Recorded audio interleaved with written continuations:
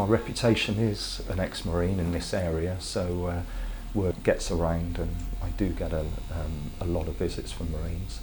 And they come from all over the place. They come down from 40 Commando in Taunton for their Royal Marine tattoos. I get them coming from Poole and obviously the Plymouth area.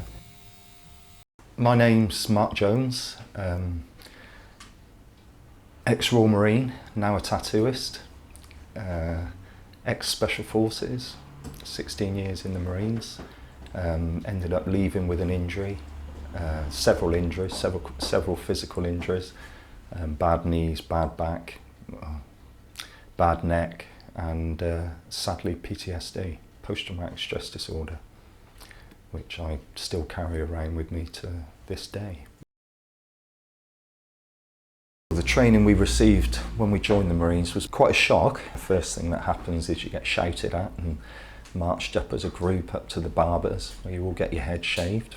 You then have all your civvies taken off you, they get locked up, and you get your uniforms, so now you all look the same. You have your names taken off you, so now you've all got an official number, and the process begins to basically change the whole way that you think and the way you operate, to turn you into a good Marine and a man who will do his job at a moment, in a moment. He'll act and react to any orders given to him. With me, I didn't go to a major war. What I did was zipped around the world to certain little conflicts, problems around the world.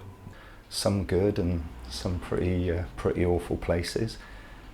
Some I'd like to go back to, and some I hope I never see again. And ultimately the highlight of my career really was probably going into the Special Forces and being involved with the Special Boat Service, and going away doing regular live ops around the world at a moment's notice, in the role of a team leader in the maritime counter-terrorism teams.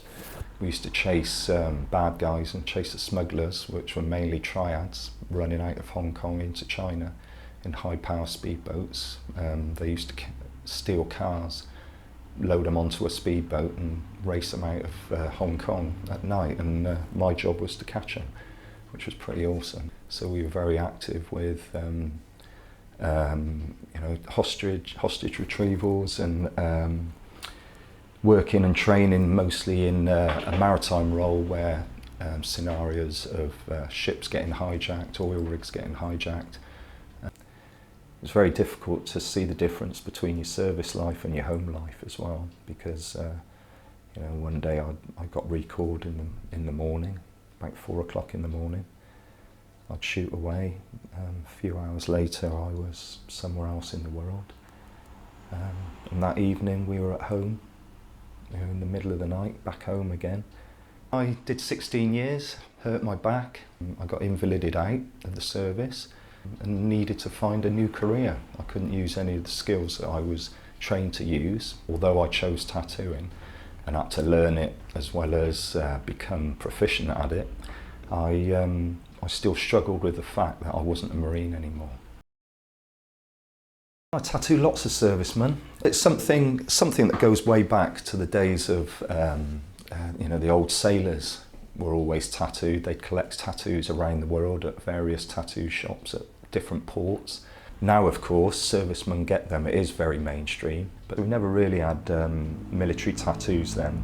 Most of us had our blood group on us, which was kind of the poor man's military tattoo. It was kind of dipping your toes into having a military tattoo, although if you ever got blown up, the medics would never take seriously the blood group that you've got tattooed on you, because some guys used to get them drunk and have the wrong blood group put on. A lot of them are very proud to be Royal Marines, so many of them have the Royal Marine badge, the Globe and Laurel, or remembrance tattoos, tattoos honouring certain situations, and also honouring their fallen friends. One of the points of PTSD is survivor guilt. Why did you survive something and your friend didn't? Should have been you, not them. A friend went and did a job for me once. I didn't go. I couldn't go at the time. he went away and did the job for me, and he died, unfortunately. So again, I got that guilt. And he died in a parachuting accident, and you know, he took the parachute that I would have had. I was the number 1-8, he went number 1, and he went in, and that was my fault. Because if I'd have been there doing the job, that would have been my incident. I find that it's easier to open up to people who don't know me than it is to open up to people close to me. One of the worst things you end up doing with PTSD is pushing the closest people to you, pushing them away. Because the last thing you want to do is hurt them with your problems, with your past. And the easiest way to do that is, you know, what you do is you shut down, you close down, you almost become emotionally cold. Sadly, you open up to a friend or somebody close to you. One of the biggest things with PTSD, what you don't want is sympathy. I don't want people to feel sorry for me. I'm here because I did what I had to do.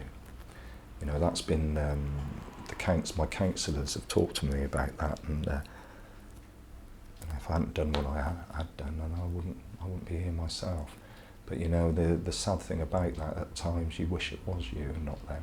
Sadly, with PTSD, what you do is you have really low lows, and your highs are lows, if that makes sense. You kind of have high lows and low lows. So your constant mood is pretty low.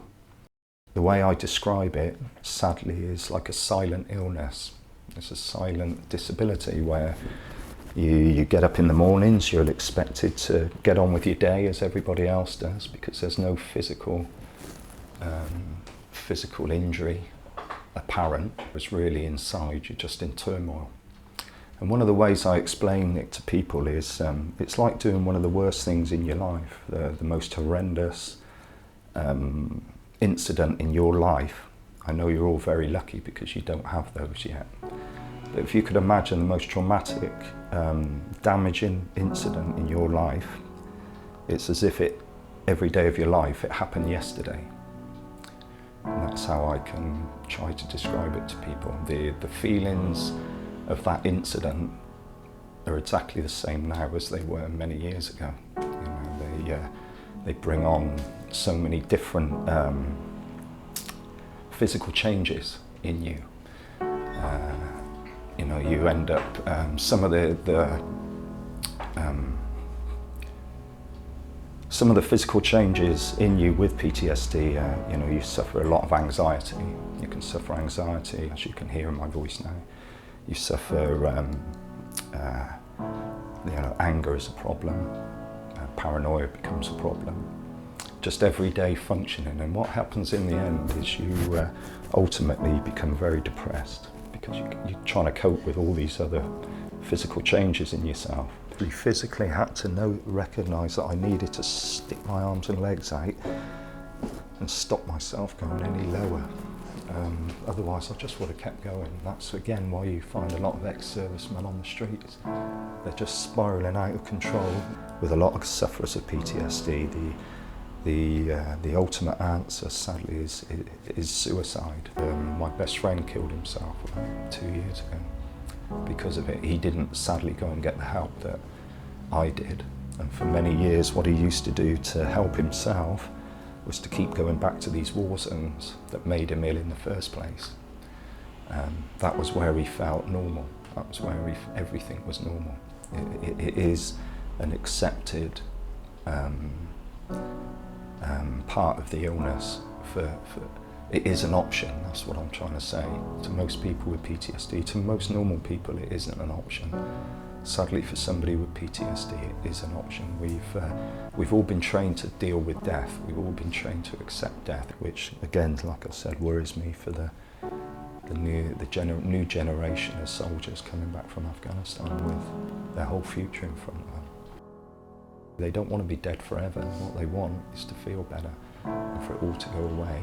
And then when they feel better, they want to get back on the bus again, the bus of life, but they can't do that.